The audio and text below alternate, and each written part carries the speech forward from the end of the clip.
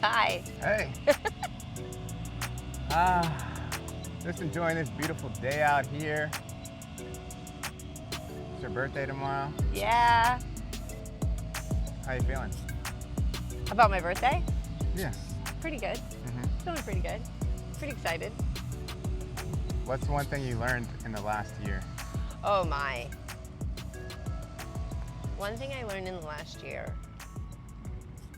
I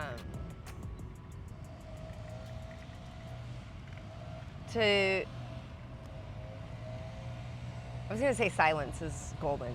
But that sounds a little bit cliche. I don't really mean it that way. I more mean that there's a real gift to leaving space in a way that feels bigger than I knew in the past. Yeah. That's deep. Yeah. Mm-hmm. Yeah. And is there anything that you're desiring to call in for this next chapter, like a specific area of focus you want to grow in or deepen in?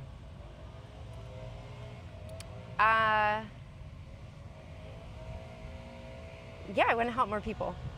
I want to give more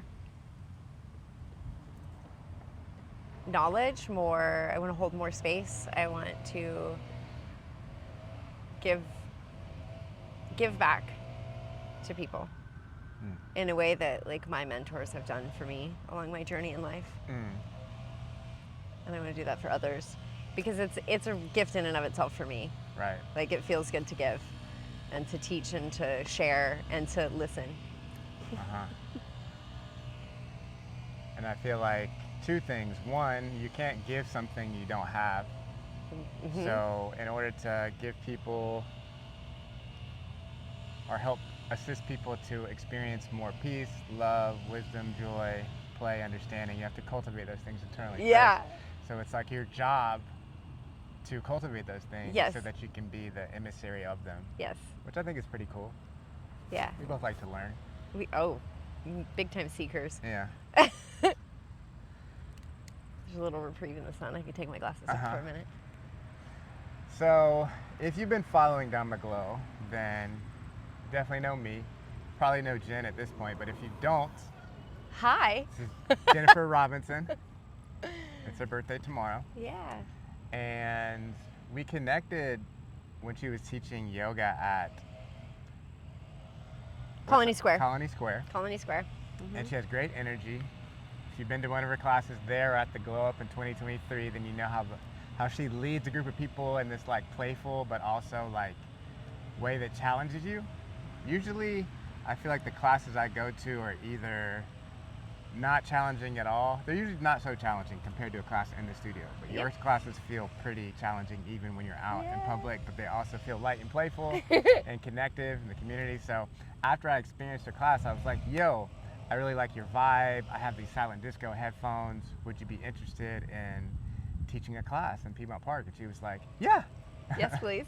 And like that is how I think of Jen. It's just like positive, receptive, amplifying whatever energy is there, showing up in service. And I've always envisioned Dharma Glow as a collective experience where we're all contributing our gifts, because the return of Christ, as people like to say, to me is the return of Christ consciousness within the community. So everyone has something to offer in the creation of the new earth that we are set on building together. Yeah. And that takes people willing to support and amplify the vision, and she definitely has done that, so thank you. My pleasure. Thank you. Yeah. It's fun, most importantly. Yeah. So we did the Glow Up last year together. You led yoga there. It was a blast. What was your favorite part of the experience? Well, two parts. My favorite part of teaching, and then I'll get my favorite part of the whole experience. My favorite part of teaching is, first and foremost, if you are breathing and you have a body, you can do yoga. And to see humans move their body in ways that they either A, know that they're already capable of, and B, don't know that they're capable of, and can also do it while having fun, brings amount of, like, it brings joy and pleasure to me in ways that are hard for me to describe. And so being able to do it for people I know and for strangers and humans, many of them came up afterwards that were like, I've never done yoga and that was so much fun, I didn't know I could do that.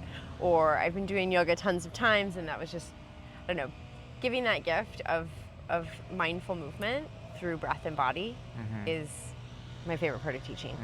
And my favorite part of the experience overall is, or was, to see so many people from different walks of life come together in one space to celebrate. Some of them they knew what they were doing, and some of them they'd never been, and the awe, the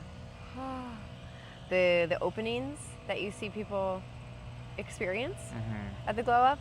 It's really powerful. Yeah, I think that all of the practices, all the yogic practices that we teach are healing and expansive in their own right, but when you stack them consecutively, they exponentially amplify, and when you do them in groups, I think they also amplify. You know, I'm always challenging myself more if I go into a studio and do a class versus like a yoga class at your house.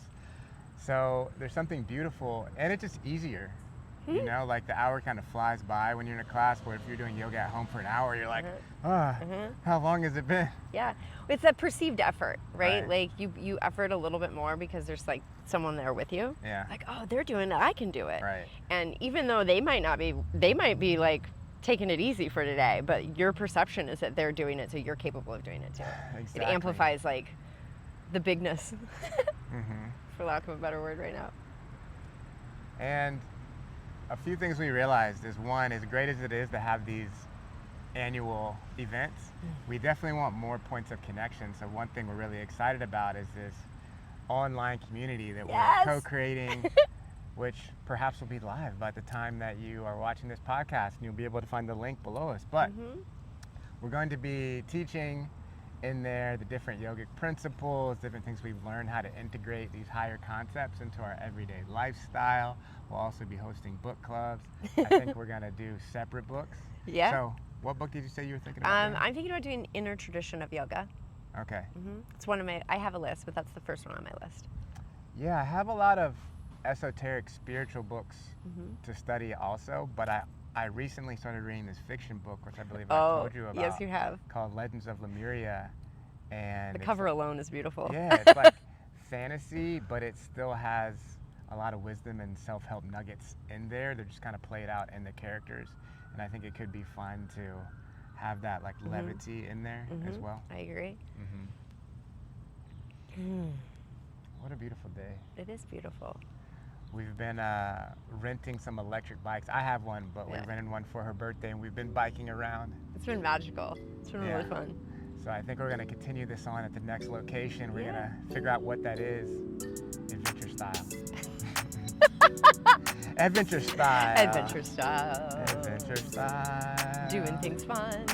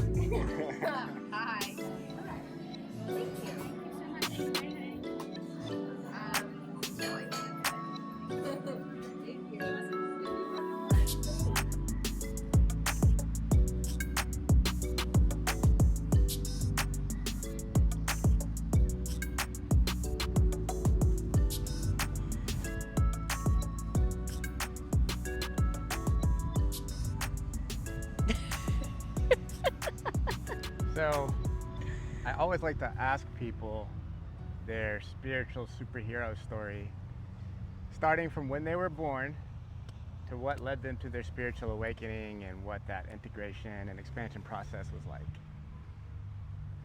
Yes. I was born in Nebraska. I would say I had a very regular life, uneventful life as a child growing up. I was the one outlier was that I was pretty much the only girl in everything I did. All my siblings are boys, and every group I was in, whether it was like a youth group or church group, I was the only girl in the group. I also didn't have any girl cousins for a long time, so I was like the only girl. When I was 11, I made some decisions for myself at a young age that it'll sound silly, but the boys at school when I was 11 were really talking about my friend Heather and some unique aspects of her physique, if you will. And I decided that I didn't understand why they liked those particular parts, but I wanted to have a different physique. And so I started working out a lot. And that's what I would say was the beginning of my like movement journey, which gave me access to the spiritual pathway. And I did everything. I did every workout video I could find. I was like going to water aerobics with my grandma. I was going to step aerobics with my mom. I was doing it in my living room. I had like buns of steel, abs of steel, Chuck Norris, Jane Fonda, you name it, I was doing it. Like we had this old thing, it was like the size of a yoga mat, and you would slide back and forth with socks on, and it would have these ends that would catch you. Yeah, I did all the things. And I had parents who were, one of the rules was they had to go to church on Sundays. But they actually didn't really mind where I went to church. They're like, we don't care where you want to go, but you have to be there. And if you decide you want to go to a church that we don't go to, like you decide you want to be a member, then we want to know why. And here are the reasons why we go here, and go forth and conquer. Some pretty enlightened parenting right there. Yeah, in hindsight, absolutely it was. I mean, they were very open to me exploring and discovering things for like what worked for me. Fast forward into more like college years, I continued to be the friend that was like always working out and was like, let's go to the gym, let's go do the XYZ. And my friends were like, no. And I was like, well, me when I'm 30 is going to be really happy if I do this. And so I continued my movement, and that was when I found yoga. It was the year between high school and college.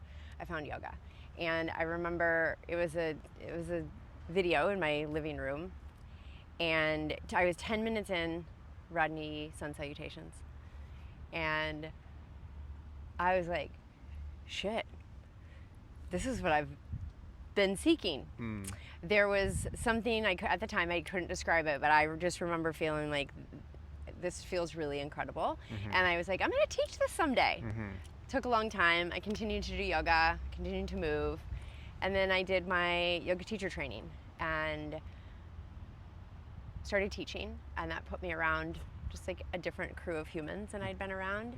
And that started some of my, I would say that was more where the spiritual path really started to broaden itself.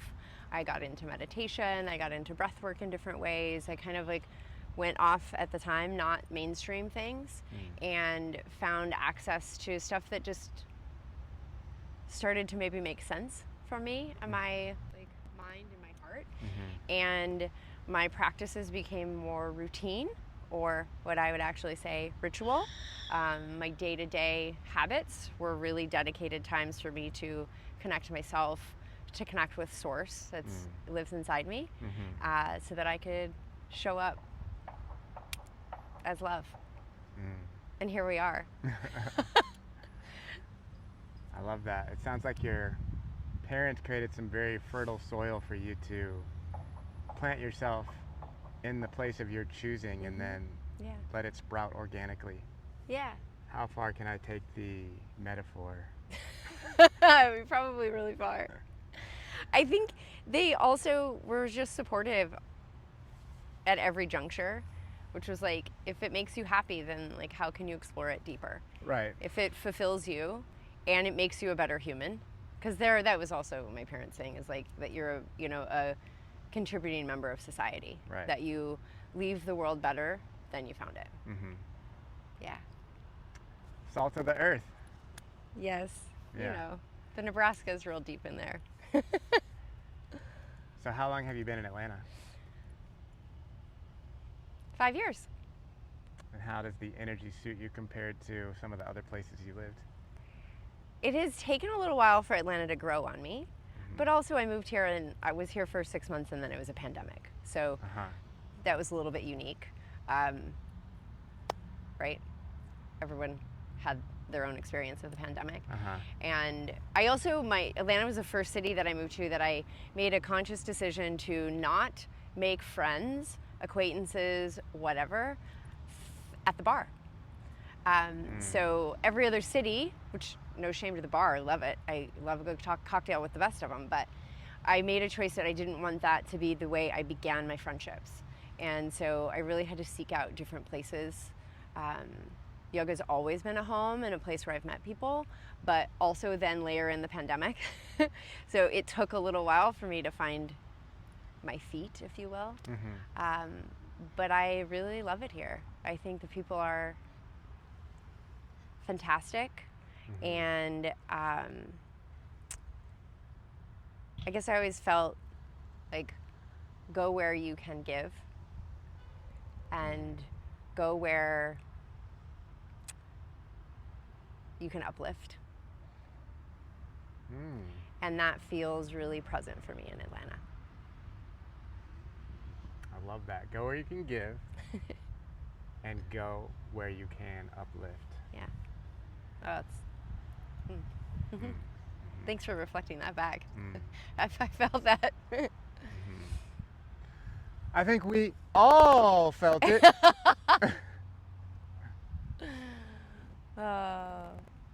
You try. This is where you're going to get to see the difference of our energies. See, this is uplift. Now she'll do it.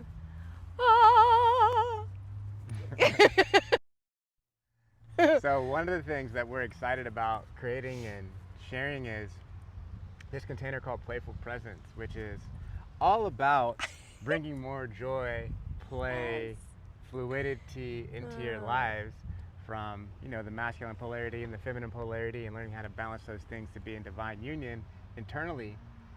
And that's something that can be easily forgotten in this like adulting journey where there's so many serious things. You have to pay taxes and people are in the election and there's wars going on, and it's not that those things aren't important, it's just that you have to be the change you want to see in the world. So if you want the world to be a more peaceful, harmonious, joyful place, then you got to cultivate those things internally. Yes. And that takes intention. It takes learning how to be a vessel and make conscious choices about how you project your energy out into the world. And me personally, I'm all about personal development and growth, but I want life to be fun. And Dharma Glow is all about making spirituality fun. So this container we got called Playful Presence, we'll tell you more about, but it's really, especially if you're an adult over 35, an opportunity to make some more friends, to get out of your comfort zone. Making friends as an adult is so hard. It can be hard. It can be hard to make friends as an adult, but we got you covered. And it's really fun. And it's really fun. Anything else? It's really fun. Did we say that? It's really fun. It's really fun. I also, not much else, but one more thing. Okay. The presence is really important, right? You get access to more play when you have presence. So that's where like the union of the two is really, really important. And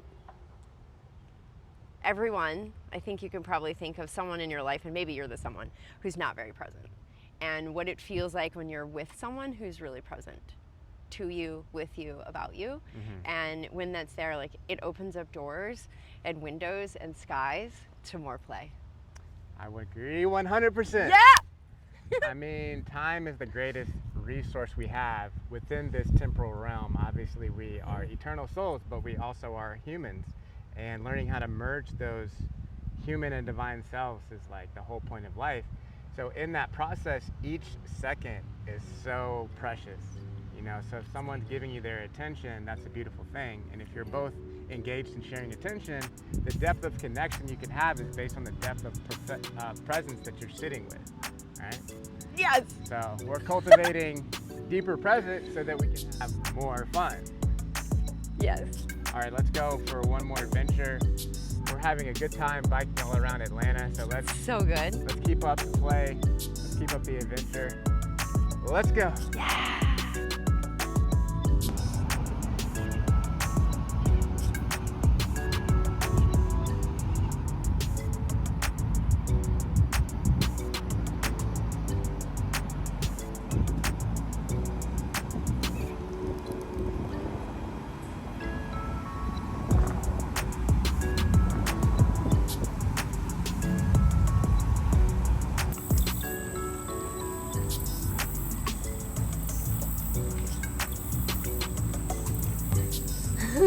Who, me?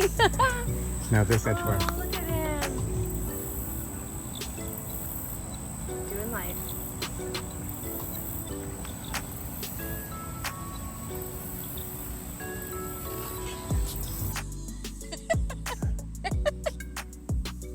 I only had a shot of this. 2 cameras, 4 mics, and 2 bikes. But that's what we wanted, right? We wanted to be able to do this anywhere in life. Exactly. No matter what. We're living that life right now. Yeah, like to be anywhere, go anywhere, do anything, and share playful presence with people. Mm-hmm. Or also, in the bigger picture, making spirituality fun with Dharma Glow. And you got to be present to do that, because what feels fun sometimes you actually have to feel into. Like, what would serve me to have more expansiveness in this moment, you know? Yeah. Like, I'm feeling like some watermelon juice would be really nice, It would be. you know? Yeah. And With a King of Pops popsicle with lime. With lime. Yeah. And some mint. And some mint. Yeah, some mint. But also, like, how glorious the breeze is. Like, I can feel it. It's cooling. And it is something special. And being present actually creates a different experience, like a more dynamic experience. And what I mean by that is, if you were to have some Apple ear pods that you just put in, right? Those have a certain dynamic range. Like, you can hear frequencies from certain levels to certain levels, right? But you know those AirPod Max, those big headphones that go over the ear? So they have a much wider range. So there's more bass, there's more high end, you know, there's more low end, like all of that. But the source of the music is the same. It's what's receiving and channeling the vibrations through that determines how much depth you're going to experience when you listen to the music. And as an audiophile, I like to experience all the things, you know? But how that correlates to life is, there's so much here. Like, there's so much richness, and the depth of our presence is the depth to that which we experience our reality. So instead of working harder at a job you don't like, potentially, like we've all done it sometimes, and trying to make more money to give ourselves more pleasure from more things that we buy, we can also just work on our inner resonance and raising our vibration to be a more powerful receiver and experiencer of profound emotions. Hi! What's up? It's Nikki? Yeah. She said, it's Nikki. I know. See, look at the synchronicities of that. Like, that's one of my friends I knew from way back in the day that I probably haven't seen in at least a decade. I lived in Cali for 15 years, so maybe, yeah, somewhere around there. Wow, that's funny. And looks like she's riding with her family. Living her best life. That's not going to happen in a podcast studio. No. Life is out here. I used to say, like, that's also like dating. No one's going to just stroll through your living room. Like, you have to, like, go out. Get out there. Unless, like, you got some creepers that just, you know, your door's just always open. It'd be an interesting way to start a relationship. Be like, I left my door open and And they came people in. just came in. Yeah. They just came in. Yeah. We've been together 6 years. What a story. Oh. Sometimes we digress. We digress. And that's the importance of like the play and the mission and the play, because they're intertwined. And you can't really have one without the other. It becomes either shallow or like dry. Yes. You know? And we don't like things that are too dry or too moist, you know? We want it to be like cake, like moist cake. Goldilocks? Goldilocks? Just right. Gotta spin it just right. Just right. Well, I've already told my origin story. I don't think it's on Spotify yet, but I'm gonna post my origin story right before this podcast. So if you wanna like binge watch, you can do that sort of thing. But I also feel like I'm having a rebirth at this time, and the rebirth is just falling in love with the human experience again. I turned 42 this year, and I feel like the trajectory of maturation is you're born innocent, you're born fresh from the divine, you have your senses, your six senses fully active, and then you get conditioned by society about how things are supposed to be. Don't do that. You don't have any imaginary friends. Like, what do you want to be when you grow up? All that type of stuff. So then you start to take on that like weight of the world, and you learn how to be a good person and to be a functional member of society, which is important because like somebody had to make this road, right? And it had to get paid for in some way. But then we gotta tap back into the magic, right? The wonder, the awe. The wonder, the awe, remembrance of our divinity and reminding other people of their divinity. Imagination. Imagination. And play. Imagination is a uniquely human experience. Yeah, and like children who are allowed to like imagine and like explore through like play and their imagination, like there are studies I was reading one the other day, like they grow up to be more intelligent adults. And so if you think about like if and when that was something that was stifled in your life, it might take a little bit more work to call it back in and to welcome it back in as a gift, as an asset. Yes. I think that's important, because if that muscle has atrophied of imagination and play, then people can maybe identify as like, oh, I'm not creative, or like I can't do that, like, which just isn't true, you know? Like people say all the time, oh, I can't do yoga, I'm not flexible. It's like, You can. you become flexible by doing yoga. It's like, oh, I can't take a shower, I'm dirty. It's like, this is how you move in that direction. And it can be very terrifying, because I remember in one of the darkest times of my life, one of the most healing things was when somebody invited me to an improv class. And I ended up staying for a lot of time, but like the self-criticism that was going on in my head, like preparing to do it, because I'm just like, oh, don't say something stupid, you know, and you're just feeling so tense. And then when we started doing it and other people were playful, that allowed me to meet them there. Like, oh. And then if it's like, if I say something stupid, the concept of improv is yes and. So no one ever shuts it down. No one's like, no, you know? Like, yes, they just, and. They just keep going off of what you're doing, and that allows a certain part of your being to become more relaxed and more comfortable.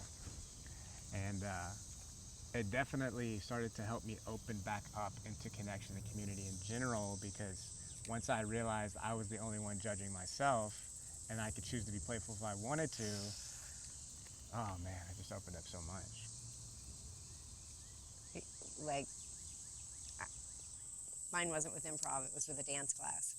And like one of the cues was to like try on the move that someone else is doing. And like try on the move that someone else is doing that you're judging. And so it's like looking around the room and like you're looking for you know, it doesn't take you very long, you know who you're judging. And you're judging them for like what they're doing.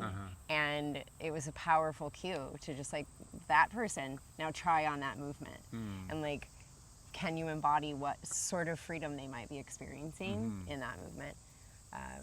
Because I was sitting there like, look at these people moving around like this. This is so weird. I can't do this. Don't look stupid. Make sure it looks good. Like, what are you doing? Make sure it looks good. Oh yeah, that's good. You don't belong here. Yeah, like it just similar but different. Yeah, I think that's like one of the first things we learn is never judge somebody until you've busted their moves. Yes, exactly. Don't just stand there, bust the move.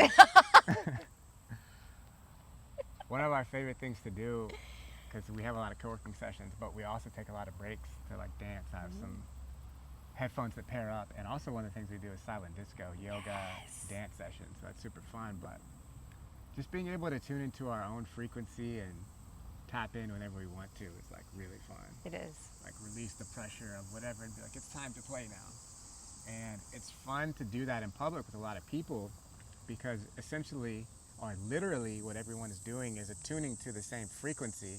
And it's like, we're having fun on this frequency. Join us. Join us in having fun. And it's almost like a step in between the way we're looking to re-pattern reality, right? It's just like all of us, the butterfly going by, holding a certain frequency, and the collective is the Christ return, is the Messiah, is the bringer of harmony. So when we all do that, it helps other people attune to that, even if they weren't used to it, right? And we know we've all been on all parts of the story. We've been the one judging, we've been the one insecure, and we've been the one with more spaciousness and freedom, and to recognize that wherever someone is on the path, that's a reflection of us, all is one, and I feel like true happiness gets clicked in when you make the conscious decision of where can I give, where can I uplift? Yes. How do I make my dharma glow? Yes. Yes. Wordsmithing. Look at those like bees over there and stuff. Bees, there's been butterflies. Feels good to be out in nature. It does.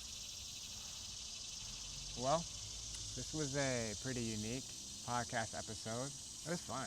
It was really fun. More fun than like doing it in a normal way. So we would love to hear how you enjoyed this podcast episode. You know, you can leave a note somewhere around here or send us a message on Instagram. Or if you have any questions. Or if you have any questions about anything. Maybe not anything. I don't know. If I don't know, we're seekers. We'll help find the answer. Or not. I like living in the unknown too. Or ask the right questions to help you find the answers. Yes. And one of the new ways, like we mentioned earlier in this video, that we're opening up is our online community. So tap in. We each have monthly calls there. I have book club, a number of classes, chakra cleanses, teaching on different subjects, inviting other people in to share. If you want to connect and build community with us and spread the frequency, we would love that. Yeah. Make friends as adults. Make friends as adults. Yeah. All right, thanks for being here. Thank you. We appreciate you.